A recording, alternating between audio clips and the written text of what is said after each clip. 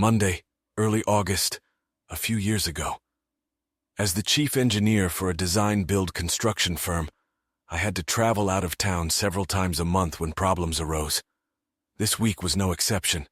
My flight was leaving Hartsfield-Jackson at 7:21 the next morning. Given Atlanta's traffic, I'd have to get up around 4 a.m., so Monday afternoon I left work a little early and headed home. Work in Baton Rouge went south as I expected, and I spent all of Tuesday afternoon and evening and half the day Wednesday helping to get things back on track. I think Etherly, our on-site project manager, learned something in the process, but we'll be watching him more closely in the future. Wednesday afternoon, I headed back to the I-10 freeway to meet up with my coworkers in New Orleans. Mary Jo Pilecki, whom I had helped train in Atlanta a few years earlier, was now the construction manager in Orleans and was scheduled to go on maternity leave in another month or two. So because she was a friend of mine, and because of her impending absence, I kept a close eye on her project to make sure that everything was documented so that the person who would succeed her would have clear instructions on what needed to be done.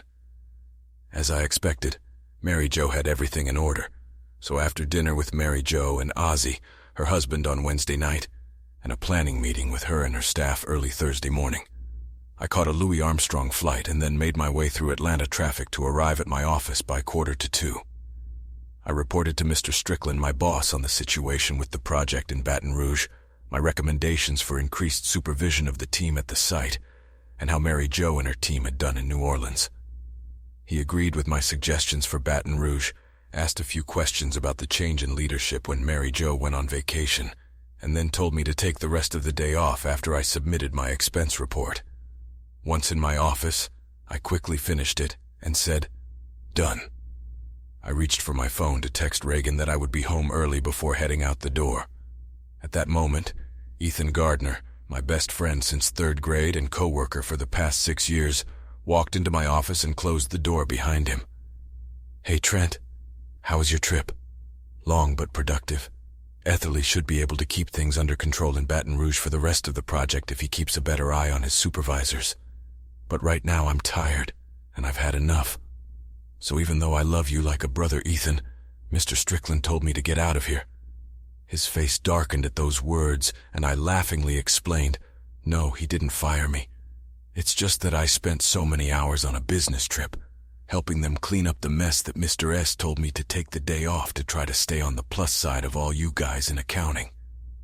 So I'm going to run to the store, buy some flowers and a bottle of wine, and be in a good mood for her when Reagan gets home.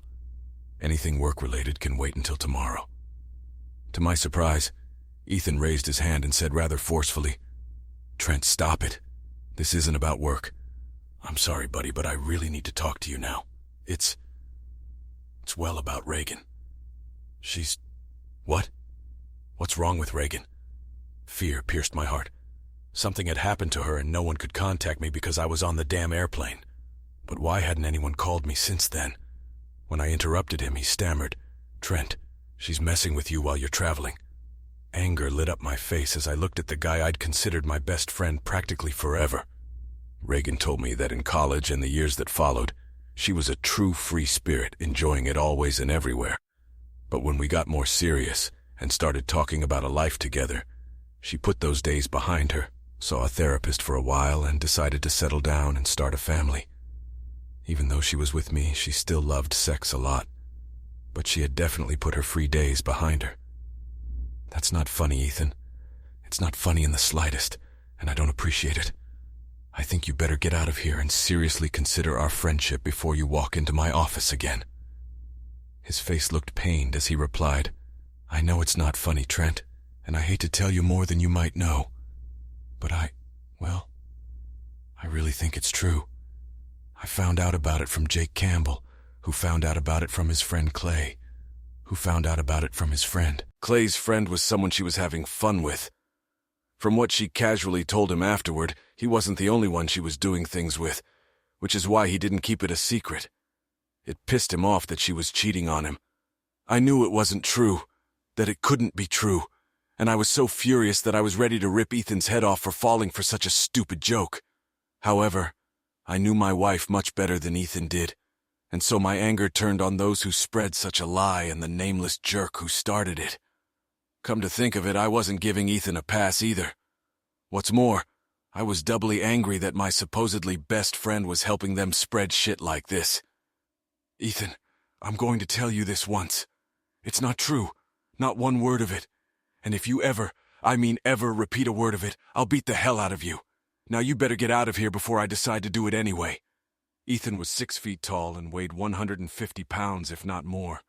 He had always been a skinny kid, a typical nerd, so he knew that I with my size could do it if I wanted to.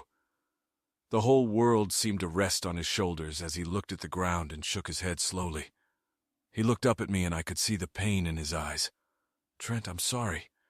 We've been best friends for a long time, so you know I would never want to hurt you, but I really think that by not telling you, you'll end up hurting a lot more. And buddy, you know that I know you well enough to know that you would react exactly like this. You've always had a temper, and how many times have I had to step in and calm you down to keep you from getting arrested or worse in high school? Trent, I wouldn't be telling you this if I didn't think it was true. I'm leaving, but, this way. You may not believe me, but here's the name of the investigator my cousin hired when he thought his wife was cheating on him. This lady is good looking, and if she tells you Reagan did something wrong, know it's the gospel truth.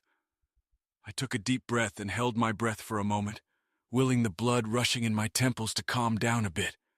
I'm not sure it worked, but it helped me clear my thoughts and put things in a better light. Ethan was right. We'd been best friends since his family had moved next door when we were little, and we'd been close ever since. We were both smart.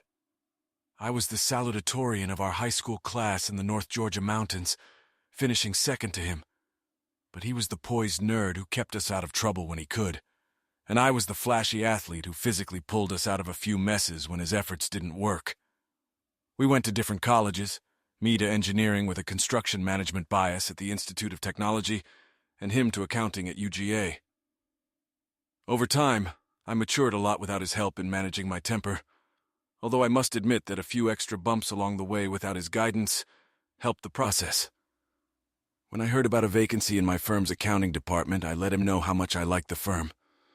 To my surprise, he applied, and I put in a good word for him, so we've been working together for 6 years now, including all the time Reagan and I dated before getting married almost 5 years ago. Looking back, I realized that while I didn't think for a minute that his story was true, Ethan must have been led to believe it was true, and that he was telling me to protect me, not to intentionally hurt me. Exhaling slowly, I asked, "Your cousin's wife, what's she?" "Oh yes, and Miss Hightower made inquiries about her. And what happened to them?" Ethan grimaced. "He divorced her whore, but he still has to see her twice a week when they exchange children.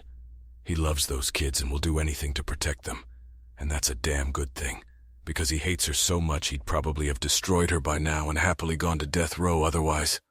I'm so sorry, man." After answering the phone, he walked out of my office, closing the door behind him. I was left alone to mull over his crazy accusations and what he'd said about his cousin.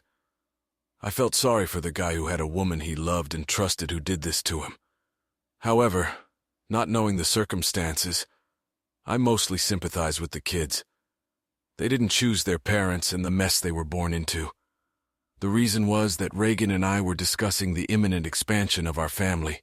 We wanted a boy and a girl if the genetic odds stacked in our favor, but we're considering 3 children if our chromosomes matched in the first 2 tries. I sat at the table looking at the door for a couple minutes, trying to calm myself down before packing up and heading out. I drove home to my wife, trying to put everything Ethan had said out of my mind. Unfortunately, the seed he'd planted was festering, not wanting to be forgotten as I pulled onto the highway to head home. No, I didn't believe it. Not for a minute. More than that, I absolutely refused to believe it, and it would all seem ridiculous to me if it wasn't so serious.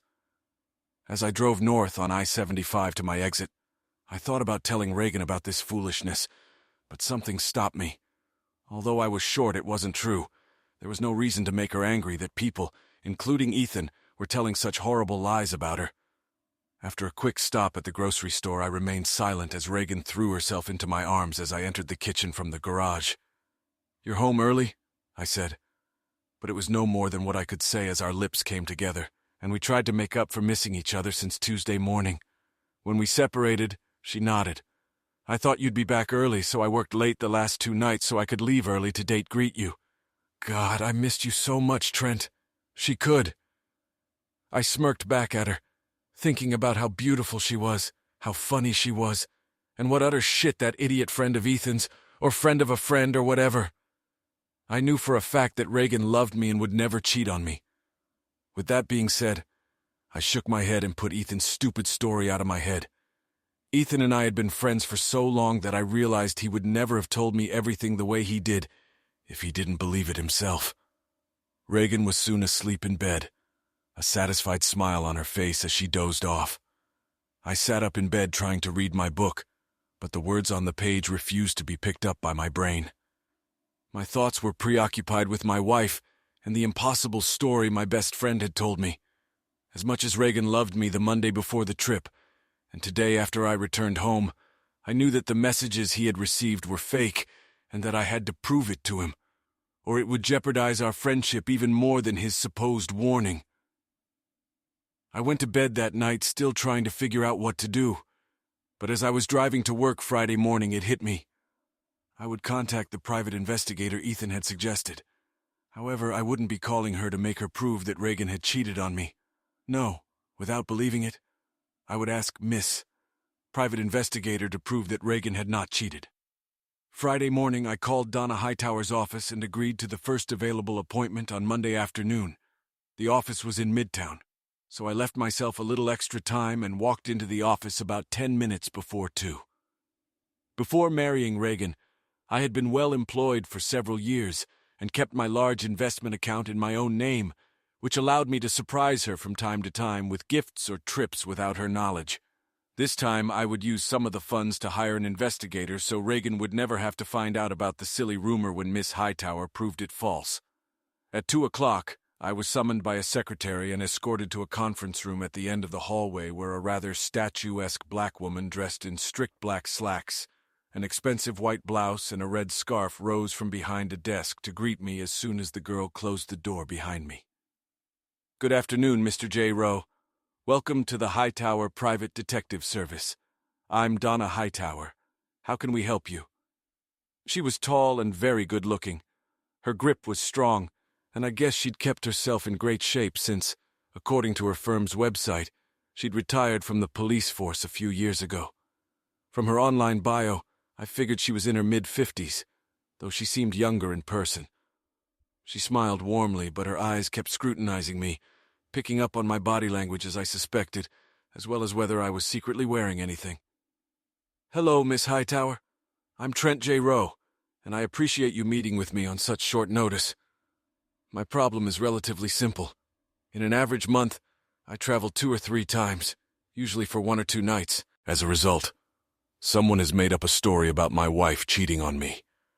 I want you to investigate and prove that this is not true, that she has not been cheating. She expressionlessly began asking me questions, and over the next short period of time I told her everything I knew about the allegation and much about Reagan, while realizing that the problem might not be as simple as I had previously thought. Her questions were insightful, and she asked several questions to clarify or get additional information, taking brief notes along the way, particularly about Reagan's sexual history, both before our relationship began and in our life together. I felt devastated when she finally put aside her pen and said, "Thank you for that information, Mr. J. Rowe. According to the client information sheet you filled out before coming in, you have a bachelor's and master's degree in engineering from Georgia Institute of Technology. How familiar are you with the philosophy, our legal system, and in particular the burden of proof?" That was a question I hadn't expected.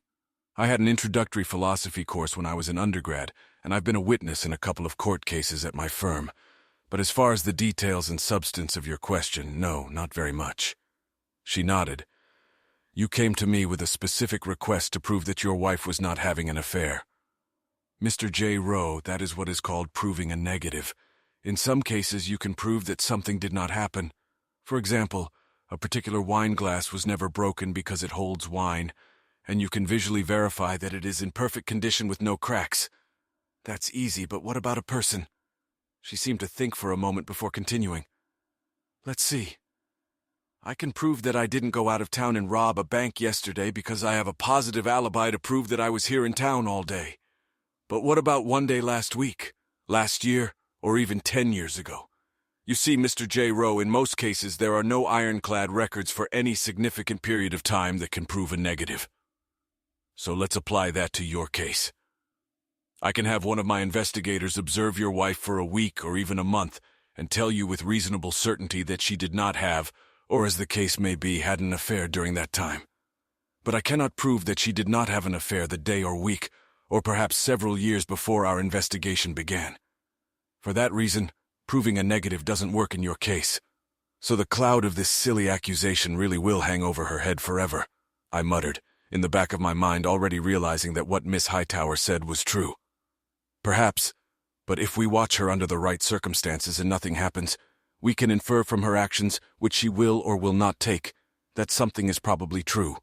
We will be able to say with certainty that she either did or did not walk away from you while being watched, and this will also allow us to find evidence of her past behaviors, if any. Most importantly, however, we will never be able to say with certainty that she never did. If that scenario works for you, Mr. Gyro, we'll be happy to take your case. If not, we wish you well and good luck finding an honest man who will do what you ask. Realizing where she was going with this, I hired Hightower's private investigation service and then spent another couple of hours with one of Miss Hightower's investigators, answering more questions, filling out a bio, and planning for those appropriate circumstances she was talking about. I had been working in the Atlanta office all week, so on Saturday night after Reagan went to bed, my circuit breaker in the basement panel board tripped. I didn't notice anything Sunday morning, but by the time we got home from church and lunch with a few new members, the house was noticeably hotter. Reagan immediately complained, and I said I would go downstairs and check the circuit breaker. I flipped a few circuits that didn't make a difference, turned it off and on again, and then went back upstairs. I didn't find anything wrong, so I'm going to call the HVAC service. Please, if you don't, it's going to be too hot to sleep in there tonight. I dialed the number for our regular HVAC service company and logged into their automated system, pushing buttons, going from menu to menu until I was on the line for almost 2 minutes, and then hung up. I then called the number Donna Hightower had given me. Hello, this is Trent Giro. We're having a problem with the air conditioning upstairs. How soon can you send someone over to check it out? Tomorrow morning at 10? Okay, I think that'll do it. Thanks, see you then. Reagan stepped in to listen to the end. It's too hot upstairs, so we'll be sleeping in the guest room tonight. It'll be like we're in a hotel room, she added with a smirk. Taking Reagan's suggestion into consideration, and I felt better than I had at any time, since Ethan had handed her the idiotic accusation. There was no way Reagan could love me so much, and still do what that asshole claiming to be confused about her did. We got up Monday morning, and Reagan made me take the sheets off and throw them in the wash on the way to the shower. Monday morning I worked from home and met with the HVAC guy, a subcontractor who is regularly engaged by Hightower's private investigative service at 10 o'clock his plant. I showed him our house and he got to work while I went downstairs and turned on the light switch. An hour later he was done. They are motion activated and stay on for 5 minutes after the motion ends. They have a fiber optic lens with a wide angle of view so they can record anything you need with very little chance of being noticed, unless someone has a special reason to look for them. These babies will capture everything, with quality good enough for legal purposes, but not good enough if you want to make any movies for your own or public consumption online. 3 in your bedroom, 1 in each of the other rooms, and 1 on the bathroom door. If anything happens within sight of any of them, we'll record it. After paying him for the installation and 2 weeks' rent, I thanked him and went to work. When I got home it was chilly in the house, but it wasn't cold for me. Babe, there were some problems with the hotel job in Orlando, so I'll have to add it to this week's trip. I was already going to be in Tampa Tuesday night, but decided to visit Orlando as well. Loretta made arrangements with the airlines very quickly, so my flight from Orlando won't arrive until late Friday night. I'll try to change to an earlier flight if something is available, but Loretta said the chances of that are pretty slim. I'm really sorry. I'm really going to miss you, Reagan said, but let's try to catch up at least a little. Smirking, she took my hand and led me to the couch in the family room. "I love you, Trent." "I love you too, Reagan," I replied, meaning it. I smiled, realizing that there was nothing wrong with our marriage except some idiot who would never know what it was like to make love to my woman. The meetings in Tampa went well, and the follow-up issues in Orlando were easy. In fact, I usually handled them remotely, but my showing up on site helped keep our management team on track. Once everything was settled, I spent some time on site observing the quality of construction, making observations and pointing out problems and potential pitfalls to the assistant project manager who showed me around. He was young but bright, and I mentally noted that he would soon be ready for more responsibility. I could leave Thursday afternoon if I could find a flight, but I didn't bother trying. Reagan wasn't expecting me until Friday night, and I was going to give her every possible minute of that time to prove to Miss Hightower that she had ample opportunity, but she wouldn't cheat on me. So I worked in my hotel room until noon, and early Thursday evening I went to one of Orlando's famous gun ranges, where in addition to the usual pistols and rifles, machine guns can be rented for firing from 3 points within seconds. I limited myself to renting a couple of pistols and let the tourist dads, torn away from their kids and Disney or Universal scenes for a while, spend their hard-earned money feeding belching machine guns. Friday, I worked in a trailer at our construction site until it was time to head to the airport. The traffic on I-285 Friday night was probably as bad as downtown, and it wasn't much better on 75 either. I breathed a sigh of relief when I finally reached our exit, and was thrilled when I walked into the house and my loving wife threw herself into my arms. Seeing that I looked stressed, she brought me a beer and we snuggled together on the couch and talked for a while before she took me upstairs. On Saturday, Reagan went to the gym to work out and I took care of the yard. Since I didn't have much time after going inside to get a drink of water and watch the Braves game, I opened my laptop and checked my personal email account. To my relief, there was nothing there from the special address that Donna Hightower's investigator had given me. I checked again on Sunday afternoon while she ran some errands and did some shopping. This time I blinked tensely a few times before hesitantly clicking on the message to open it. As I did so, I muttered, "Please, Lord, let this just be an update." "Dear Mr. J. Rowe, your order will be ready on Monday at 11 a.m. Please contact our office to arrange for delivery. Larson Toolworks." My hand shook as I closed the message, deleted it, and then permanently deleted it from my trash folder. Reagan noticed I didn't look well when she got home, and I avoided her kisses. "Yeah, I don't feel so good," I replied. "I don't want you to get sick, too. Let me give you a hug, and then you lie down while I make dinner. Hopefully you'll feel better and be able to eat in a little while." She hugged me, but I, worried beyond belief, only stroked her back and rested my head against her. As I did so, I caught the scent of flowers. I didn't eat Sunday night, and I got up very early Monday morning. I thought about it while trying to sleep. The smell of flowers in her hair was not her usual shampoo, conditioner, or perfume. I didn't want to believe that something was going on, but the unusual odor and the ominous message made me question whether something could really be going on. After all, she'd been gone for so long, right? No, she couldn't have had time to shop and do anything extraneous, right? Yeah, it had to be one of those makeup bags that spray perfume samplers in the store. After confirming the appointment on Monday morning, I arrived at Miss Hightower's office just before 11 a.m. I was escorted into the same conference room as the first time, and as before, Miss Hightower greeted me. This time she waved toward a chair and said, "Mr. J. Rowe, we have concluded our investigation ahead of schedule, and I'm afraid I have some bad news." She slid the file folder toward me and leaned back in silence as I opened it. My world, always so orderly, crumbled around me as I skipped reading the report and went straight to the photos. There she was with a man in our bedroom. This was followed by another picture, but still in our bedroom. Wait, the guy in this picture doesn't look like the guy I see in the first one. Sorry, it's all in the report, but we documented her with 3 different guys and 4 encounters through Saturday. And yesterday afternoon we repeated the second encounter, this time at a private home. "What?" exclaimed I. The news and all the numbers stunned me. But she went shopping yesterday. Her look was serious. She nodded. "Mr. J. Rowe, Mrs. J. Rowe, did some shopping on Saturday afternoon after her second meeting with lover number 2, and on Sunday, she only went to the grocery store. You could have checked receipts or maybe a credit card if she didn't use cash. But she was going to the gym on Saturday, I whispered, still trying not to believe the evidence clearly laid out in front of me. Miss Hightower shook her head. I'm sorry, Mr. J. Rowe. From the picture of her leaving the hotel with lover number 2, we believe she was doing gymnastics, but believe me, she was nowhere near a real gym. How can that be? I demanded, my anger finally overcoming disbelief. Letting 3 different guys spend time with her in 1 week. And that doesn't mean I didn't take care of her before and after. Miss Hightower held up a hand to reassure me.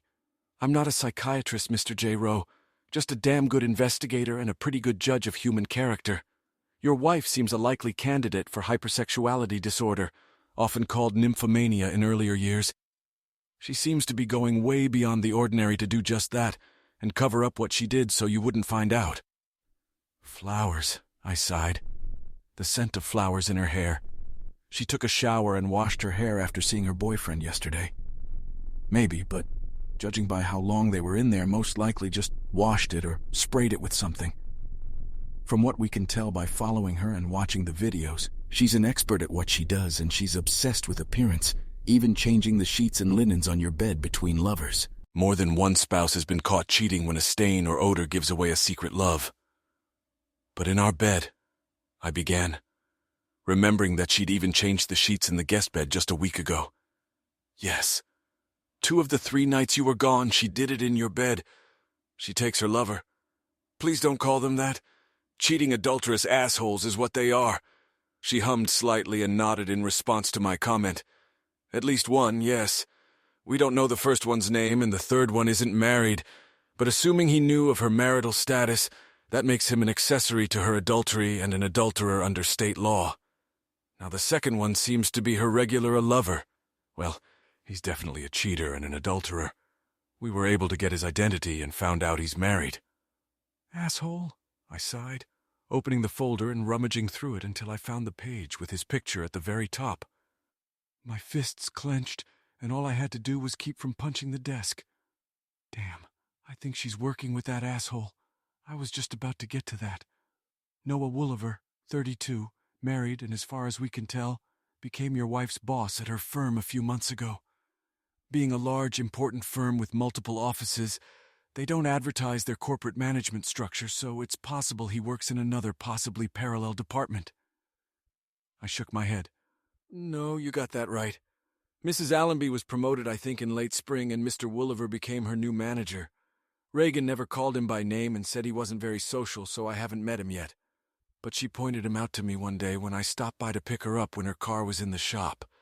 It was Miss Hightower's turn to shake her head, though it was a look of disbelief.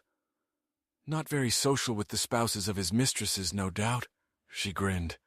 A convenient excuse to keep you 2 apart. Anyway, Mr. Wooliver has no priors or outstanding warrants, but he does have several unpaid parking tickets. Your wife met him at a bar Wednesday night and drove him to your house for a little over an hour, and then drove him back and let him out in her car, which is how he got his name from DMV records. We found his firm's information through a web search and professional networking on the internet. What a bastard, I sighed, clenching and unclenching my fists so I wouldn't accidentally break something like my fingers. Miss Hightower continued, Take it easy, Mr. J. Rowe. We're not done yet. Further, she met with him at the hotel on Saturday afternoon and then again yesterday, but this time, as I said, at the residence. According to the tax records, his residence is Mr. J. Rowe's. If Mrs. Wooliver had arrived a few minutes earlier, or your wife had left a few minutes later, Mrs. J. Rowe would probably be in play. 2, I hissed. Her game is already lost, but she just doesn't know it. You know Miss Hightower in my youth. I was pretty wild and ran after any woman who showed interest. It took a while, but eventually I realized that it wasn't getting me anywhere. I needed something more, and I met Reagan just when I needed it. She admitted that she was the same way in college and that she'd had a few lovers along the way, but she said she loved me, that she wanted to settle down, that I couldn't go on, and Miss Hightower patted my arm. I smiled weakly at her in gratitude and looked again at the sheet with Noah Wolverine's picture on it. My face hardened at the thought of what I would want to do to this cheating, lying, adulterous duplicitous. Miss Hightower grabbed my arm again, harder this time, forcing me to look into her eyes. "Mr. J. Rowe, I'm very sorry for the way things turned out, but I must warn you, as I do all of my clients, not to let the pain you are feeling make you do something that is not in keeping with who you are. When a person finds out that their loved one has been cheating on them, they often want revenge to make the cheater feel hurt. But if you do that and take it too far, well, if you do that, it can ruin your life. Do you realize that?" Taking my hand, she made me nod before she continued. "Don't let her mistake ruin you in the future you might have. If you retaliate too hard, you could go too far and end up in jail for a while or even prison, possibly for years.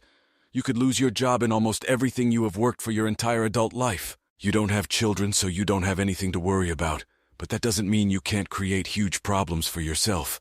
Whatever you decide, just be careful and remember that it's her mistake, not yours." There were so many things swirling around in my head.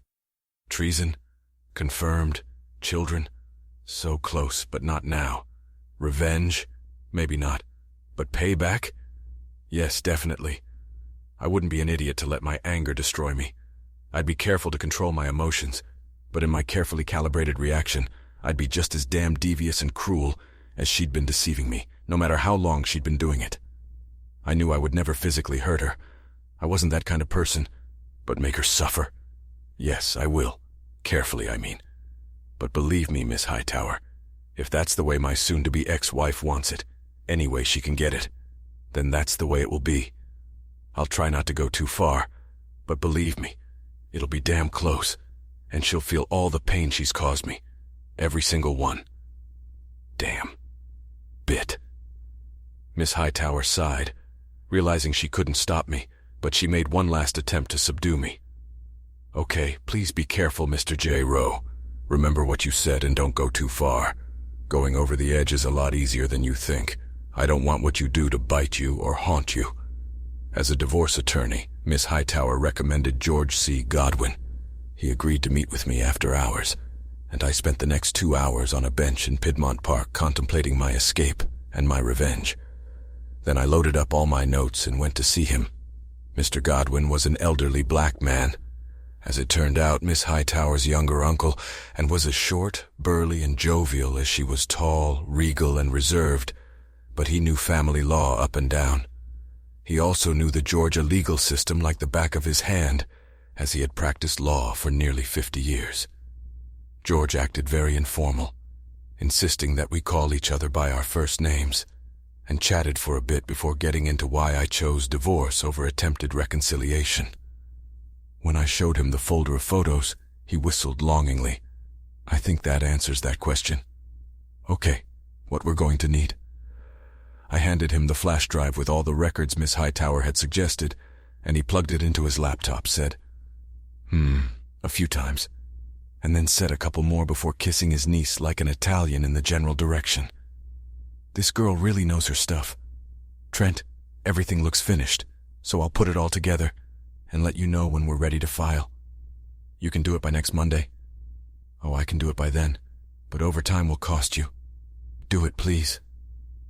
I then told him my plan, including an additional request. When I finished, his face expressed nothing. "You have to be careful, Trent. Very careful. I know you're angry, and you have every right to be, but you're entering into a legal proceeding where you can't go too far, as the judge will decide the case according to the law. But if you don't think looks and attitude play a role, I have a great bridge I can sell you across the big river that runs through downtown Atlanta." I forced myself to smile, knowing that there was no river bigger otherwise in downtown Atlanta. I got home late Monday night. Citing fatigue and the need to rest after a minor ailment, I avoided Reagan. Still feigning signs of an illness that wasn't really there, I showered and brushed my teeth, trying to put all traces of that slut out of my mind. Tuesday morning I got up early and, without waking her, quietly slipped out of the house to catch my flight to Charlotte. Thursday night I made the call I had been dreading. "Ethan, hey, it's Trent. Listen, buddy, I need to apologize, and I need to apologize really bad. You were right, and I was as wrong as I could be. That bitch played me. Ethan, being the closest of my brothers, immediately forgave me and asked how he could help. I stayed home late Friday night and then complained that I was tired so she wouldn't even think about me.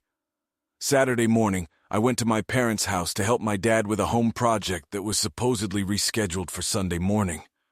I really wanted to tell him what was going on, but I knew I needed to wait until things settled down.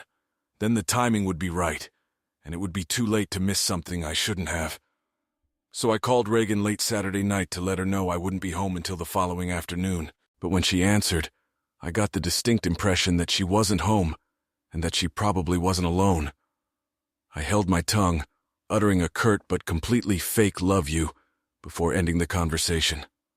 On Sunday afternoon, while Reagan was out on the street, no doubt dating one of the low-life bastards who'd engaged her, Mr. Godwin sent me a text. I quickly phoned him, and he confirmed that everything would be ready. The bailiff he hired agreed to serve the papers on Monday at 11 a.m. as per my special request, and sent me a text message as soon as he met with her. I immediately excused myself from work and then hit the road, leaving Reagan a note to say that I had some business at work and for her to call me at the office if she needed me. I drove to the office and spent the rest of the evening finalizing my plans. Reagan called twice that evening, and both times I told her that the case was dragging on and that I would be even later than I had told her before. I promised that I would leave early Monday morning and we would spend the entire evening in bed together. That must have been what she wanted to hear, because her miserable mood became light and cheerful, and she confessed her love to me before we finally ended the conversation. I was lying to her, of course, but given the web of lies and deceit she was weaving around me, I shook my head and said, "That's the kind of change, babe. Reincarnation is tough shit." She hissed when I got into bed with her late that night, which I knew would be the last time, but I didn't bother to wake her. After Reagan left for work, I walked through the house with a wide piece of brightly colored painter's tape and stuck a piece on everything I owned or had owned before our marriage. Anything that pertained to community property, I decided she would get as part of our settlement agreement, or give to a thrift store. At 7:45, Ethan showed up, and a few more minutes later, the crew from the moving company arrived. I helped them get started, and then Ethan took over supervision while I finished packing what I needed for the short term. Everything that was in the truck would go to the warehouse. Reagan didn't notice that I cleaned out my gun safe and took everything to my parents' house to put in my dad's safe on Saturday. I was almost done, and was about to leave, planning to leave the rest to Ethan, when Amy, Reagan's neighbor and friend, saw the truck and came out to ask if we were moving. Luckily, I got to her before she could look into the truck, or see that I had piled a bunch of stuff in the back of my SUV in the garage. I said with a smirk, "I'm surprising Reagan with some new furniture in honor of our upcoming anniversary. 5 years next week, I'm clearing out some old furniture and some clutter from the house before they deliver it tonight. It's a surprise, and it's a little early because of their delivery schedule, so please don't mention it to her or anyone else until she tells you herself." She agreed, smiling, and went on her way. By noon, the news would likely spread throughout the neighborhood, so I was glad that X-hour was already 11. I gave each of the movers a generous tip, then shook Ethan's hand and thanked him before heading to the bank. I was there when they opened at 9 a.m. and withdrew half the money from our accounts in the form of a cashier's check. A few minutes later, I was at the credit union and deposited the cashier's check into a new account I had set up online. At 11:15, I pulled into the parking lot of an office building in Sandy Springs and opened my laptop. I had already applied for a new credit card in my name, so since the current card had a zero balance, I closed it. This took longer than planned, and as a result, I started sweating from lack of time. By 10:57 a.m., however, it was done, and I logged into our family email account, where we were both listed, and waited for the text message to arrive on my phone as planned at 11 a.m. Process server just asked about her. A reply came back that she was on her way. Another text came a minute later. "She's in the lobby now." Almost shaking with nerves, I uploaded the already prepared message to our email.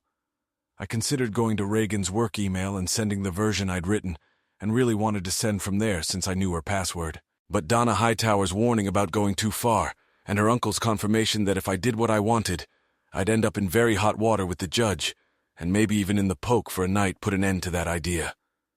For now, the message went out to several of our friends and family. It reported that something had happened between us and that I had filed for divorce as a result. 3 photos were included in the file rather than attached, so they wouldn't be deleted from the message. Reagan and Noah's faces were visible in each of the photos. However, again, heeding the warnings about not going too far, the photos were carefully cropped and blurred to hide any salacious details. But it was quite obvious what was going on, and judging by the timestamp, when. The second message, the one I really wanted to send, remained unused on the flash drive. Finally, the message was not sent to Reagan or Noah. There was no need to warn them of the impending storm. The message was ready and looked right, so I hit send. After making sure it sent correctly, I quickly logged out, closed my laptop, and put it under my chair. My phone rang at 11:3. It was Reagan, and I answered it. "Trent, what the hell is this? A divorce? Why? I thought we were happy together. Did you find someone else?" I laughed at her hysteria. "You thought we were happy?" "No, I thought we were happy until I found out what you were doing." "Yeah, I know. Look on the back of the envelope. I asked my lawyer to put in the package. I heard her swearing and yelling over the phone, promising me unbreakable love as she did in front of God, the pastor, and many of our friends and family at church, those now lost 5 years ago. Shit, she yelled over the phone. Shit, Trent, no. It's not what it looks like. Really? No, Trent, let me explain. No, Reagan, I don't think you have the time to adequately explain this. We're done here. My attorney's contact information is in this packet. If you need anything, feel free to contact him. I hung up and she was still talking, or rather practically yelling into the phone.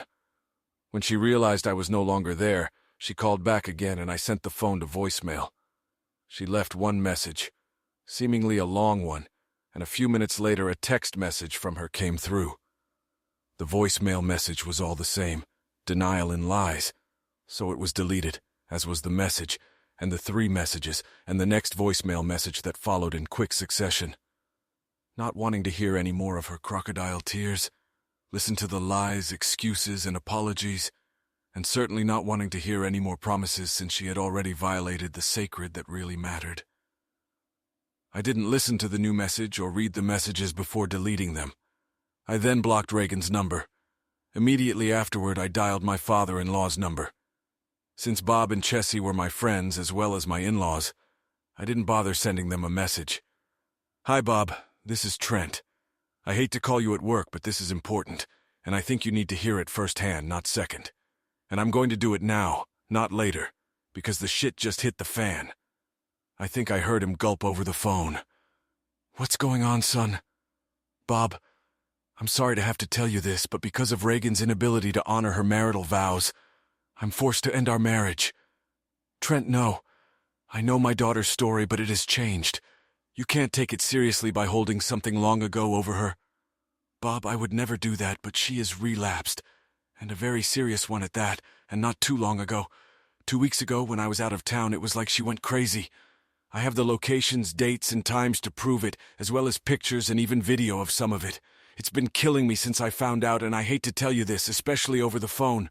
But you should know that I'm not doing this because I want to, but because I can't trust her anymore and I can't keep this up. So I'm going to end this right now. The papers were filed this morning and she's already received them. No, I can't believe it. She promised me she was already past this stage. There was desperation in his voice, utter denial. She promised all of us, Bob. But apparently her promises weren't weighting enough for her to keep them. If she had stayed true to them, and to me, I would have loved her forever. You know that. But now it is too late, and the love I had for her has faded, dried up and faded away. However, I still love you and your wife, and I don't want to hurt you, which is why I'm telling you this directly and not by email. My soon-to-be ex-father-in-law expressed deep regret for what his daughter had done to us as a couple, as well as to his family and me as friends. With regret in his voice, We said goodbye. I quickly called Chessie, but the call went to voicemail. I suspected Bob had her phone on speed dial, so I left a short message. It was now 11:16 a.m., and I proceeded with the only part of my plan that I had any doubts about. If I did this part, I would hurt a stranger who probably didn't deserve it. But if I didn't, I might end up getting hurt even more. So I put on sunglasses, a baseball cap, and a lanyard with a laminated ID for a delivery company that, to my knowledge, doesn't exist, but with Ethan's phone number at the bottom. He knew to answer Sunshine Process Serving to all calls he didn't recognize between 11 and 11:30 a.m. He knew that all unfamiliar calls between 11 and 11:30 a.m. were to be answered by Sunshine Process Serving. I popped some gum in my mouth and walked into the building. At the security desk, I said, "Hi, TC. J-Ro from Sunshine Couriers and Process Serving. I have a special package for Mrs. Melissa Wooliver." The guard frowned. "Such packages should go to the receiving center on the lower level." "No, that's not what the courts say," I said, doing my best imitation of Chevy Chase from the old movie Fletch. "Special service requires a photo ID and a personal signature.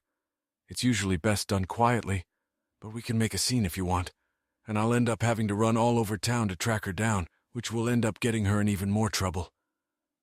"No, wait," the guard said. "What do you want?" "I go to her firm meter in the lobby, Idaho her, and get her signature. In 5 minutes I'm out of here. No hassle, no fuss." He nodded slowly. "To go upstairs you must have a visitor's pass. I need to hold your ID while you have it." "Got it," I agreed, handing him my driver's license.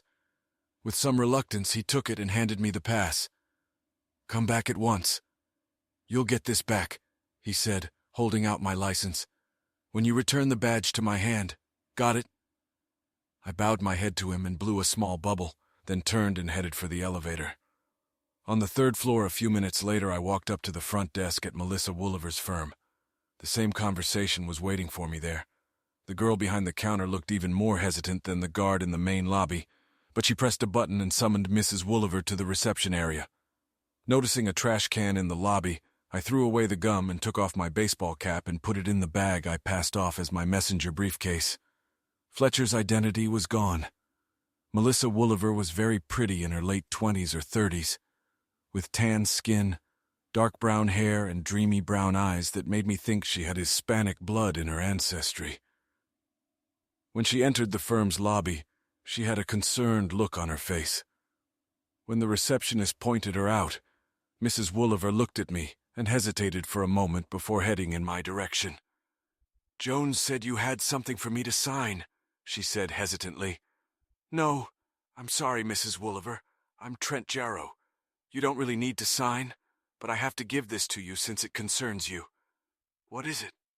"Mrs. Wooliver, I'm sorry to tell you this, but your husband was having an affair with my wife."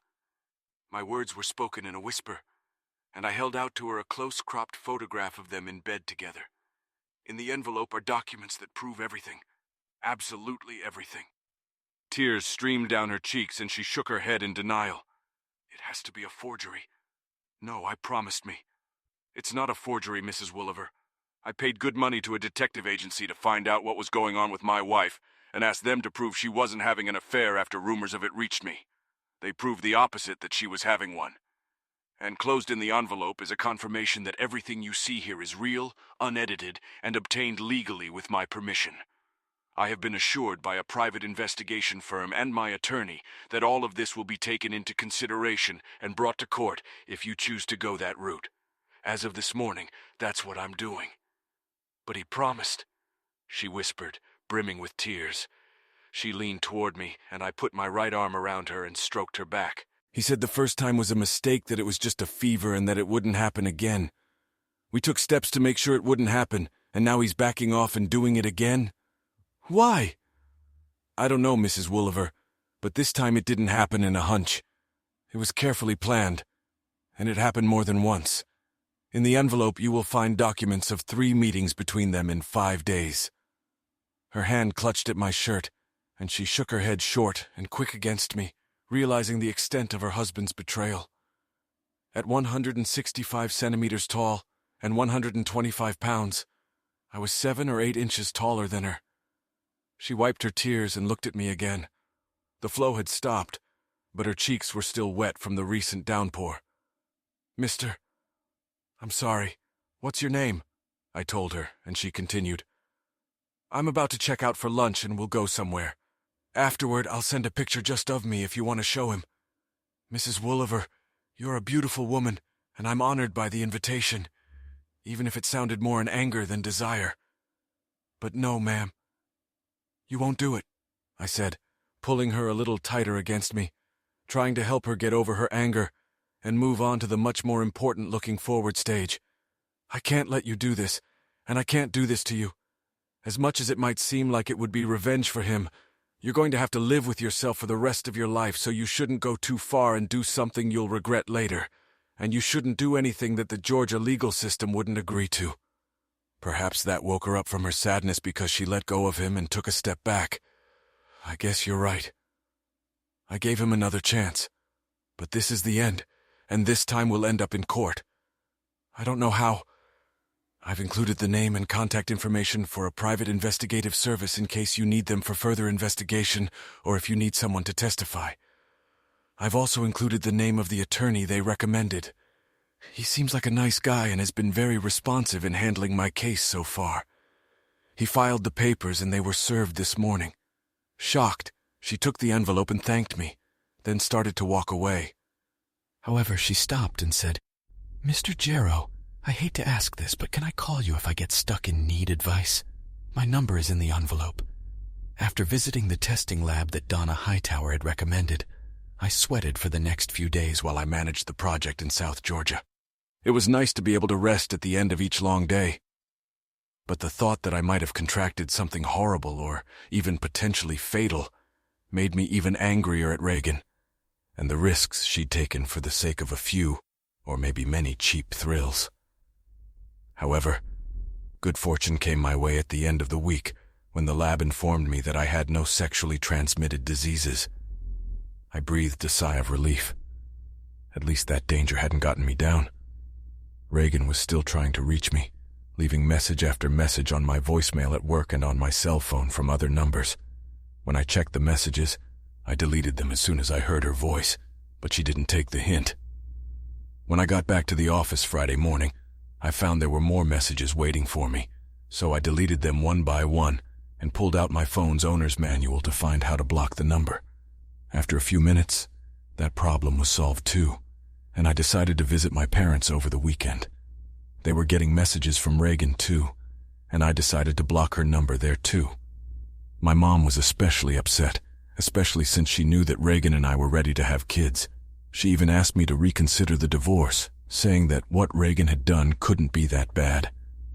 I shook my head in response and showed her one carefully cropped photo that showed the date.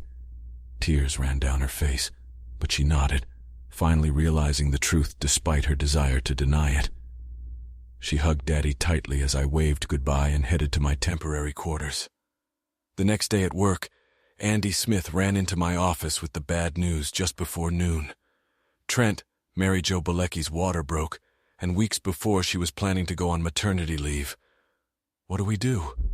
Probably should have prayed for MJ and the babies, sent them a gift, and sent him home to pack since he was supposed to fill in for her during her maternity leave. Andy wasn't too happy about it, since he would have to finish his current project a couple of weeks early. But Mr. Strickland felt he was the best candidate for the job. Now Andy looked panicked, as his project was still almost a month away from such an early completion.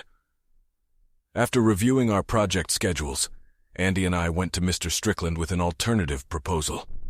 In order not to disrupt Andy's project, I would take the New Orleans job in his place, but I would be available to handle major issues on our other projects as needed, and could help out in Baton Rouge as well.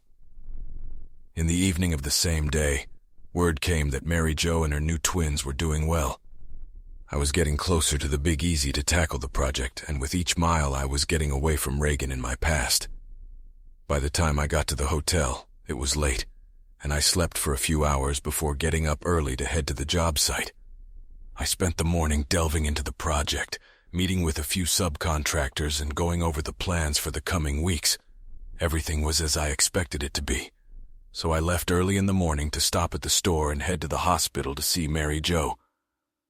She had already received the flowers I had sent, so I gave her a thank you for a job well done on the project and a gift certificate for her children, who had been in the neonatal intensive care unit for a while until they were old enough to go home.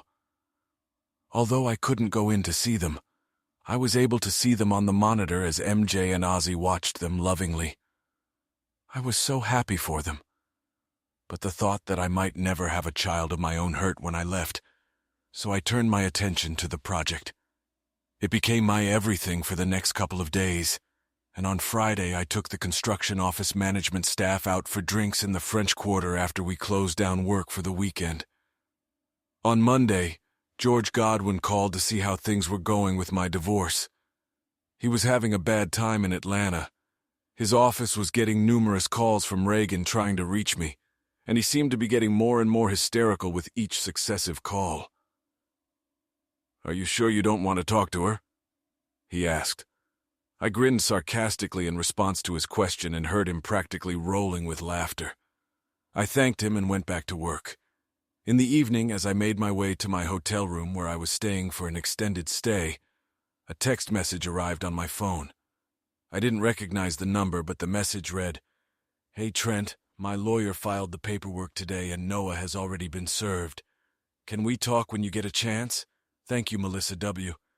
It was late, so I texted back to see if she was there, but a few seconds later my phone rang. "Hey Trent, thanks for talking to me. Glad to, Melissa. How are you doing?" "It's hard, but I'll manage," she replied with doubt in her voice. "How about you?" Since she declined my offer to open up, I replied, "Sounds like you." "Melissa," I asked, "what's going on?" There was a brief silence before she spoke again. "Trent, I wanted to thank you for what you did by revealing what Noah was doing to me and making me think before I committed a rash act. You could have taken advantage of how vulnerable I was in that moment, but you didn't, making me stop and think so I could realize how wrong that would have been. I really appreciate it, and I appreciate your help. It's not going to be easy, but I'm determined to get through this. Melissa, we were in the same place at the time, and it wouldn't have been right for either of us. I'm better now, at least a little better, including being away from her, and I'm glad to hear, if not hope, at least determination in your voice. Definitely. I still have a long way to go, but it's definitely better than it was. Good. I started to tell her that if she ever needed to talk, she could call me, but hesitated, unsure of that. Her soon-to-be ex was a scumbag of the first magnitude, but he was one primarily for her, not me. I was just collateral damage to him when he took advantage of my ex's open invitation, but I still had plans for him as well, so I kept quiet, and we wished each other luck before saying goodbye. While the work in New Orleans was going well, I, at Mr. Strickland's behest, continued to oversee the work in Baton Rouge, and I was often asked for advice on other projects. I soon felt that I was in Louisiana, parlance, in a swamp and up to my armpits in alligators. Part of the reason was George, who called a couple weeks later and said, "Trent, there's news.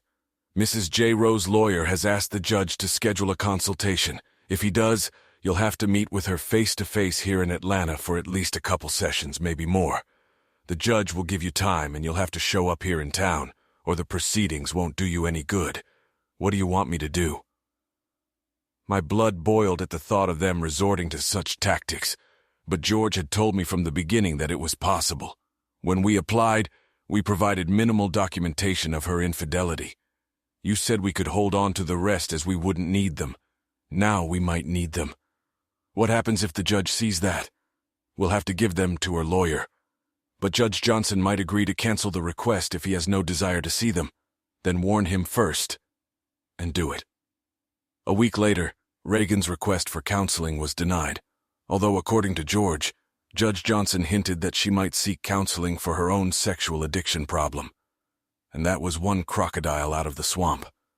For the next few months, while Reagan and her attorney fought George in the Georgia court, I kept a low profile, hoping Reagan hadn't hired someone to find me, or maybe take me out. Just in case, I had George redo my will and changed my life insurance policy to ensure she wouldn't get a dime if anything happened to me. However, once Mary Jo and Ozzy's children were released from the hospital, I visited them a couple times for dinner, and even babysat one evening so the lovebirds could get out of the house for some peace and quiet. The twins were quiet for the first few minutes after their parents left, but then they realized something was going on, and let me take them in with all 4 lungs. As much as I wanted children, afterward I prayed that if the Lord would allow me to have children, He would allow me to have them one at a time. To my surprise, I also heard from Melissa Wooliver several times, who inquired how my cases were going and basically asked for strength and courage to go through my own without saying a word. Because of George's laws and divorce code, George's warnings and my personal moral principles, I was careful not to cross a line that could be construed as romantic or potentially adulterous.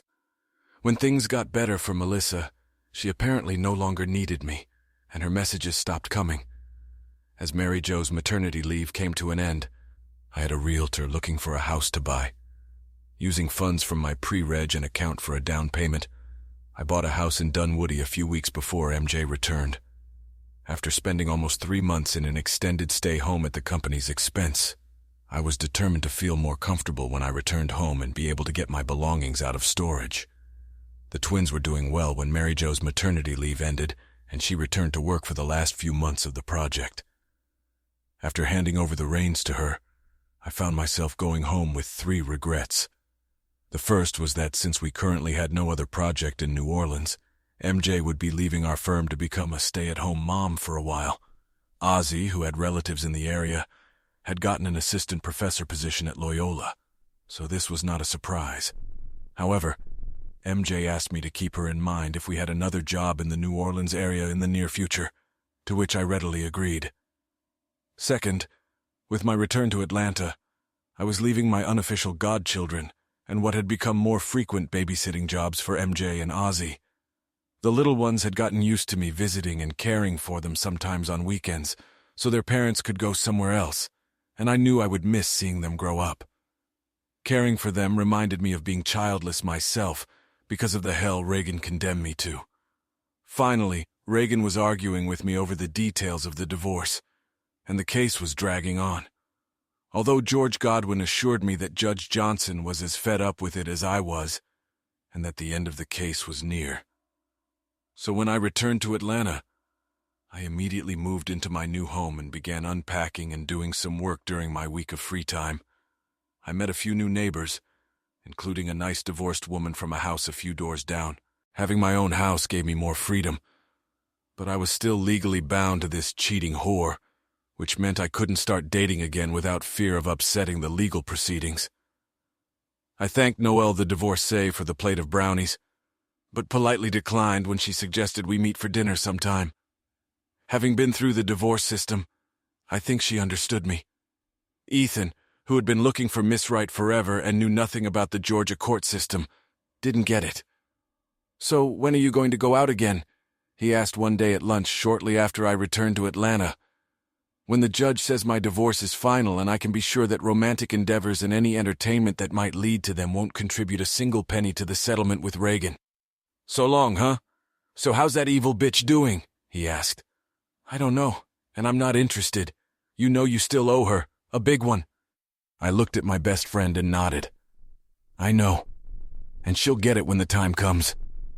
Every last bit of it. Judge Johnson had finally had enough of the stalling and wriggling out over Reagan.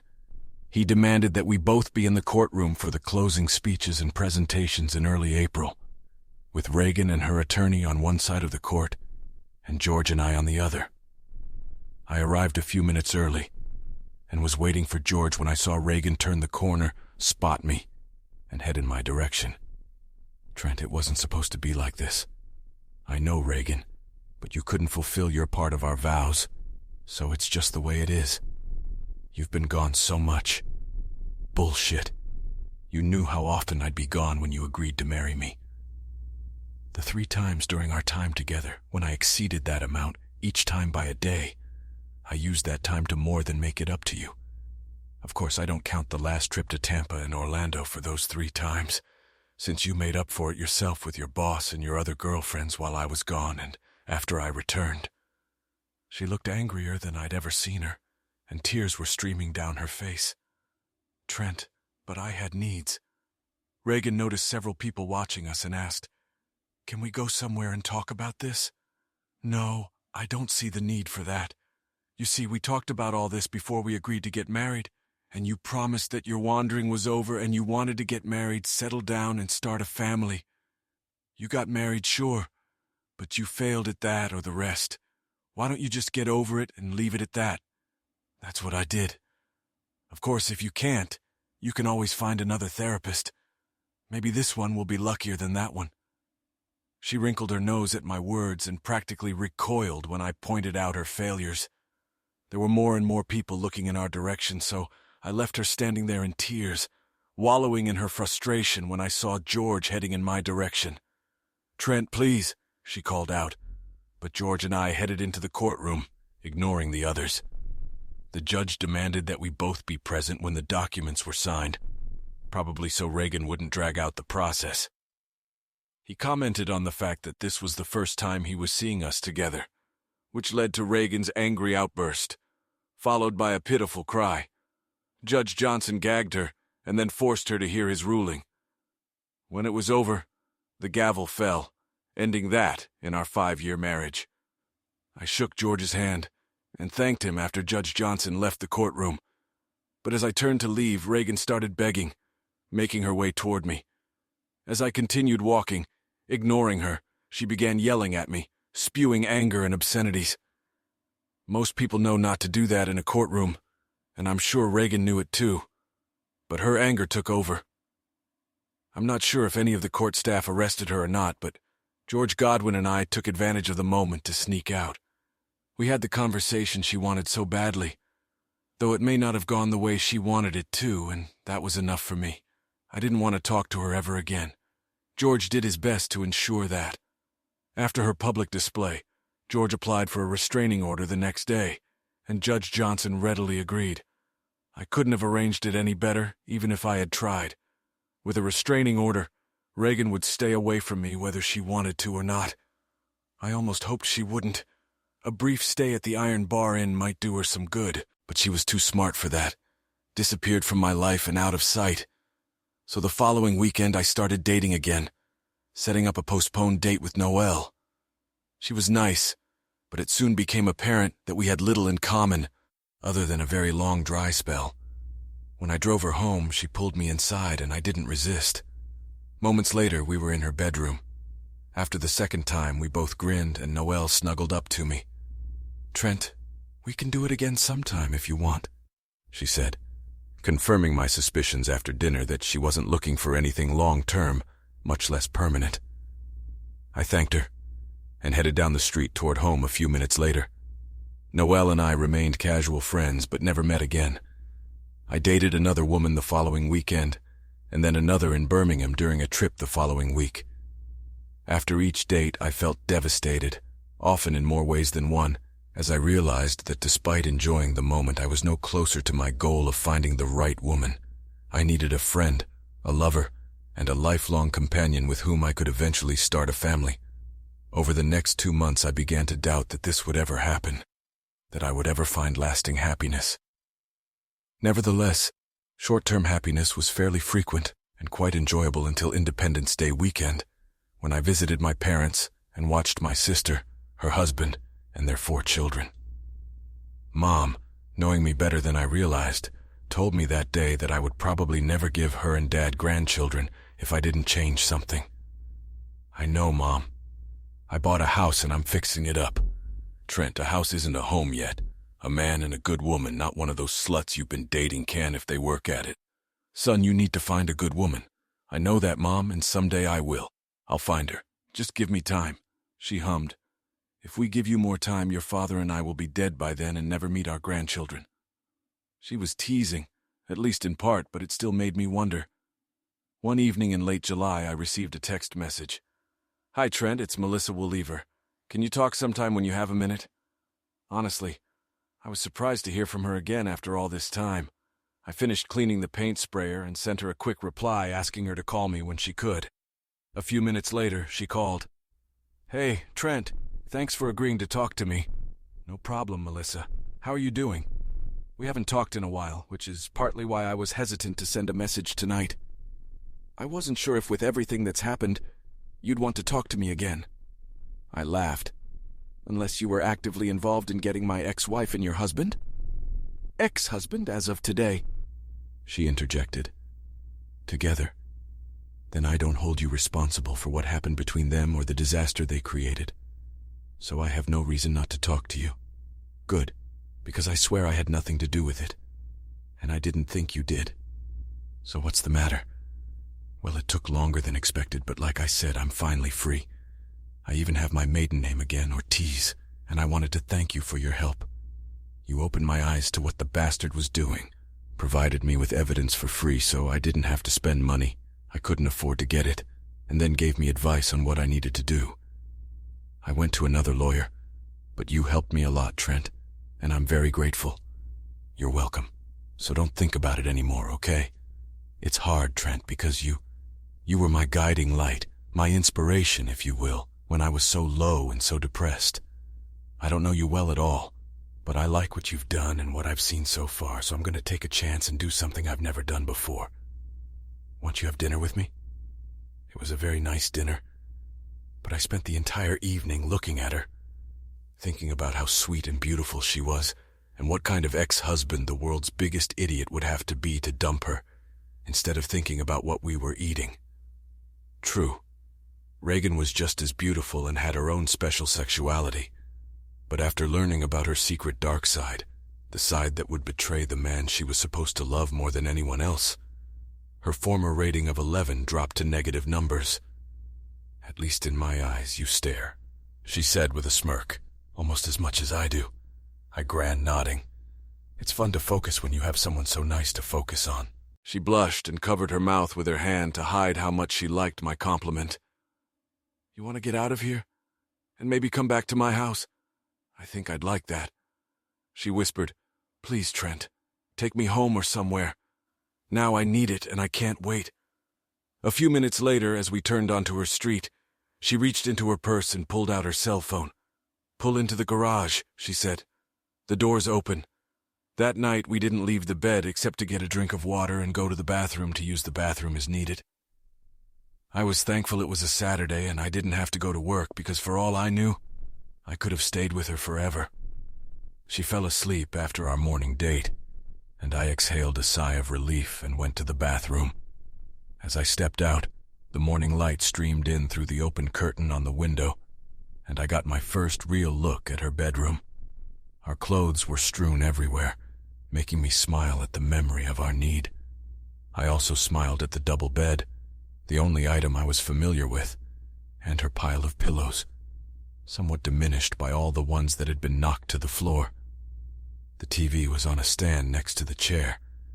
It was tilted so she could watch it in bed if she wanted to, but it was Melissa's dresser that caught my attention. There were several pictures on it, and I cast a quick glance at them before they made me stop. It probably wasn't very polite, but I looked at one of them and picked it up to take a closer look.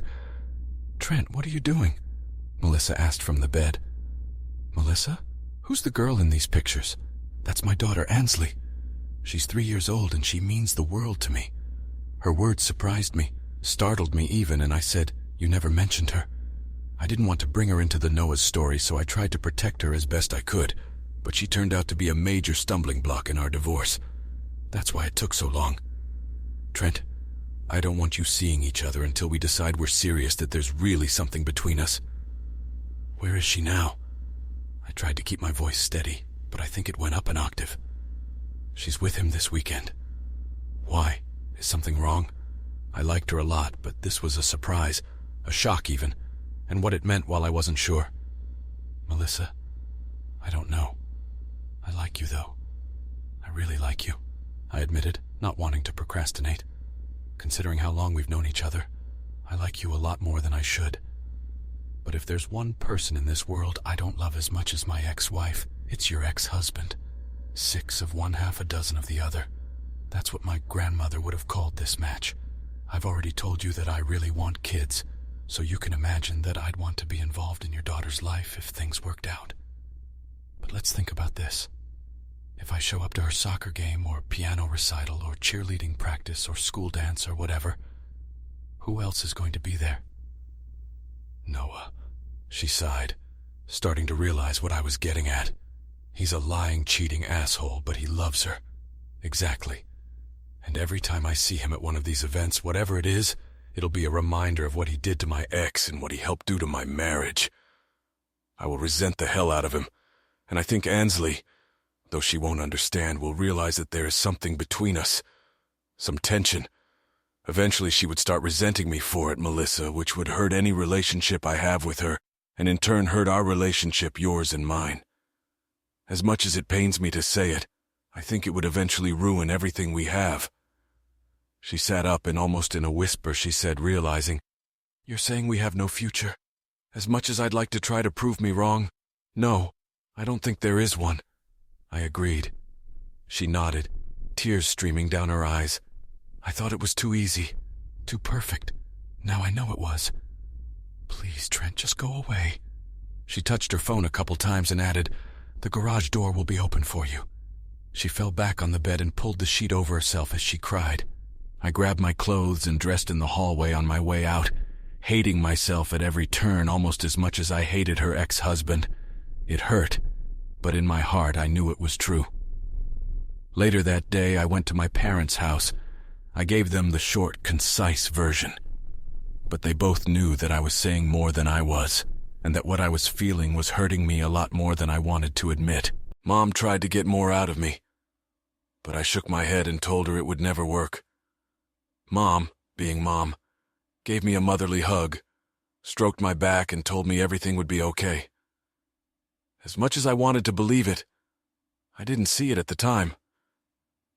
On Sunday, we met my sister and her family for lunch after church. There was a long wait for a table at the restaurant, so she pulled me aside and made me lay it out straight.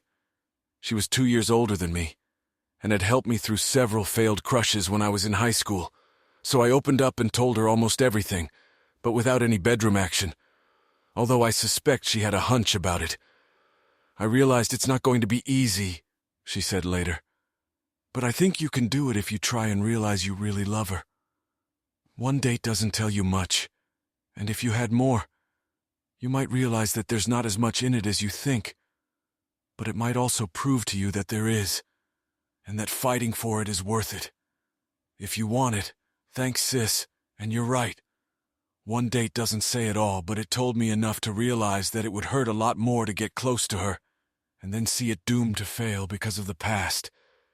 Listen, little brother, you won't know that for sure until you try." I nodded and agreed to think about it.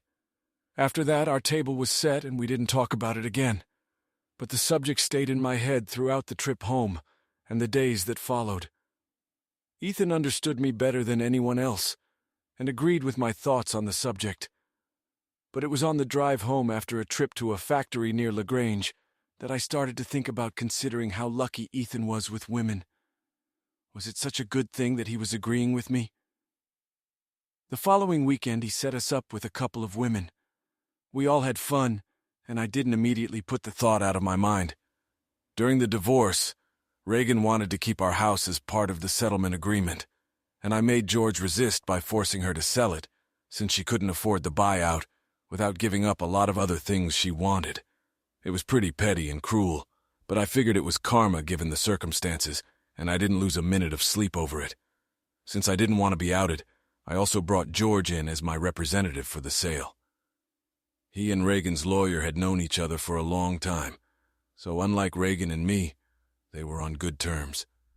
And George found out that Reagan was going to buy the condo.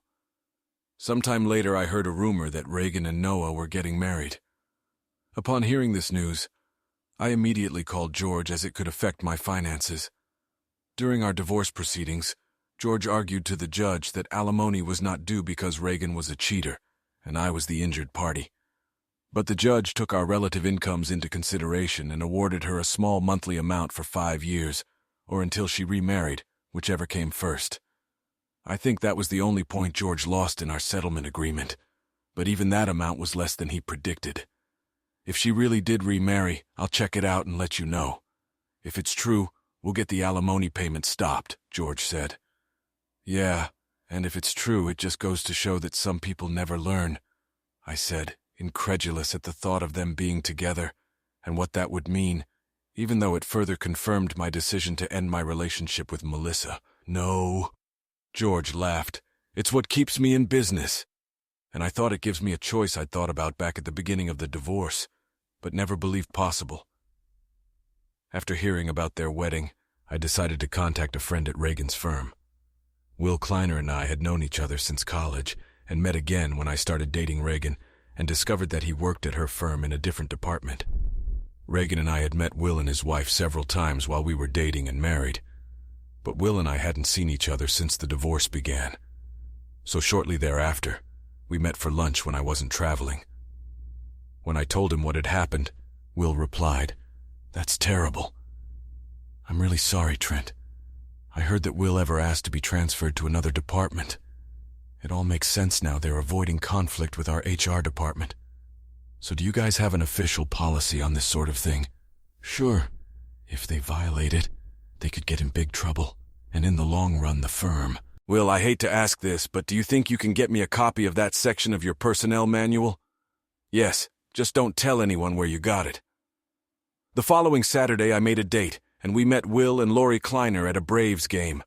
Will handed me the flash drive that night, and a few days later I went over to George's house to talk to him about the whole thing. "Trent, I'm sorry. Even if you can prove that they knew Noah Wooliver was entertaining all the women under him," he said, laughing at his own wording. "That doesn't give you the right to sue since that's the way state law is written. In an effort to make sex between willing partners a less dangerous crime, the state legislature got rid of alienation of affection in Georgia in '79, around the time I went off on my own. It prevents one partner from suing the other for attracting or distracting the other. That goes for the firms they work in as well." Damn. While I didn't care about the money, I hoped that financially penalizing the firm would make them penalize Noah and, with any luck, Reagan. He smiled. A lot of potential plaintiffs upon learning that fact have said that word or something worse. That means no one can sue them except in a very limited number of cases where the firm was positively informed of what was going on and did nothing. In that case, someone taken advantage of by a serial abuser might be allowed to have their day in court, but the plaintiff's chances of winning a significant sum are severely limited. So much so that most lawyers worth their salt wouldn't touch such a case with a 10-foot pole either. I sighed and repeated, "Damn." He laughed. "Hey, don't give up hope. Let's deal with the spousal support issue first, and we'll talk about the other options a little later." The next week, George was at the courthouse filing a new motion. Proving that Reagan, an asshole, had obtained a marriage license, George asked that spousal support payments be terminated because they were no longer necessary or appropriate under our divorce decree. Reagan's attorney, of course, strongly opposed this motion, and we had a suspicion that the marriage certificate had been filed far away from Atlanta so that we would not discover it and file the very same motion to discontinue alimony that George was now filing. Judge Johnson agreed with us, brushing aside Reagan's objections, and I was charged the monthly amount that had kept me in suspense ever since he had demanded it. However, when I brought up the second issue, George looked at me, shook his head, and jabbed his finger at me. "Patience, Trent. Feshels." 6 months later, George Godwin called me, and we met for lunch a few days later. "Trent, I suggested you wait because newlyweds need time to get to know each other. And in a case like this, with Noah moving to another department in the same firm, he's going to be very cautious for a while. He needs time to get his bearings and find a new trail just as the luster of a new marriage begins to fade. From what you've told me and from what I've seen of guys like this in the past, I think it's a good time to run a check." It took 2 weeks, but Donna Hightower and one of her investigators proved that just as tigers don't change stripes, leopards don't change spots, or whatever the old saying goes, serial cheaters don't stop cheating. Noah Wooliver had struck up a relationship with one of his new subordinates. So George took the information, put it in a nice package, and went to one of his lawyer friends. "We don't want this to get back to you, Trent, because if whoever replaces Judge Johnson sees your involvement, Mr. Wooliver will say, lose his job. In that case, Mrs. Woolever would be able to file for reinstatement of spousal support because of the effect your actions have had on her current spouse. I don't know how she would know that because I certainly won't tell her. And if anything happens to Noah's U.S. runs, I suspect he won't tell her the real reason. George smirked, wiggling his finger in my direction. Sneaky. Sneaky. And it's true. George's friend, a lawyer, delivered the package to Noah's firm. Through my friend Will, I learned that Noah had been escorted out by security that same day, and there were rumors that he wouldn't be welcome back. They say Reagan cried when she found out, asking why, but no one would say. Take that, asshole, I said after the conversation ended. If I keep this up, I risk turning into a bitter old man. Grinning to myself, I realized that was a risk I was willing to take. Not wanting to link my name to this in case Reagan found out about it and took it to a judge to try to get spousal support reinstated, I sent the package anonymously that same day, and the next evening I got a call. Trent, Melissa Ortiz yelled. I know you probably never want to talk to me again, but I had to call to tell you. Noah called last night and said that he had been laid off from the firm due to downsizing, he said, and that he was going to file for a reduction in child support because of it. I called a friend at the firm and learned that there were rumors at the firm that he had been laid off. And today I received an express package, an anonymous Mind You Express package, which probably explains everything and should allow the judge to keep my spousal support payments the same when Noah files his petition. Trent, I guess, knows who I have to thank for that. So to that person I say thank you. I chuckled. I think if you talked to the right person about it, they'd say you were very welcome if they were in a position to admit they did it. As for what was in the package, you might say that some people never learn. I'm assuming that Noah will sing the judge a sad song about his plight, and then when my lawyer gives the judge that information in response, I hope the judge throws those very words at him. For heaven's sake, he just got remarried. I wonder if he started fornicating so quickly when we got married. Melissa don't think so. It's in the past, so keep it there. Just smile and enjoy life, okay? You deserve it. We said goodbye for what I suspected was the last time. At that, I smiled. For the first time in a long, long time, I felt free.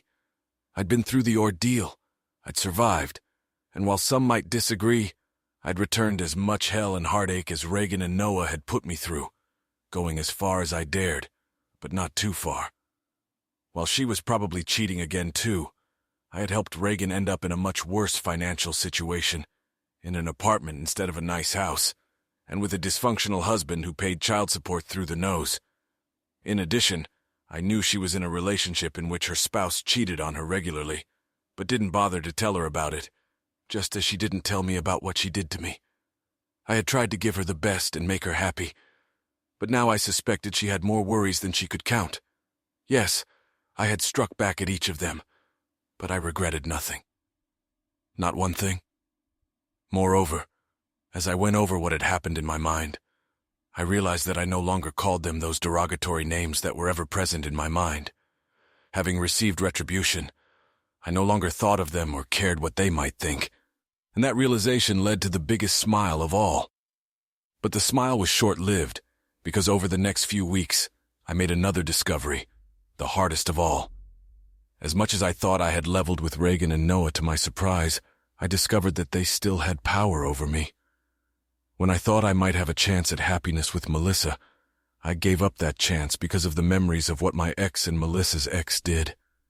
The awkwardness they caused me, and I'm sure her. Since then, I'd been on a few dates and had sex with many women, but after the raucous orgasm faded, I realized more and more clearly that I didn't care about any of it. Melissa, I finally realized, was still in the back of my mind, present in it as much as thoughts of Reagan and Noah. Even though I'd struck back and gotten my pound of flesh, I still wasn't free of them as long as I cared what they might think about anything. Not until I could look at them and laugh and say, "Look what you gave up and what I might get as a result. Thank you for being so stupid. Then I will truly be free." At that moment, it all became clear to me, and I realized exactly what I wanted to do.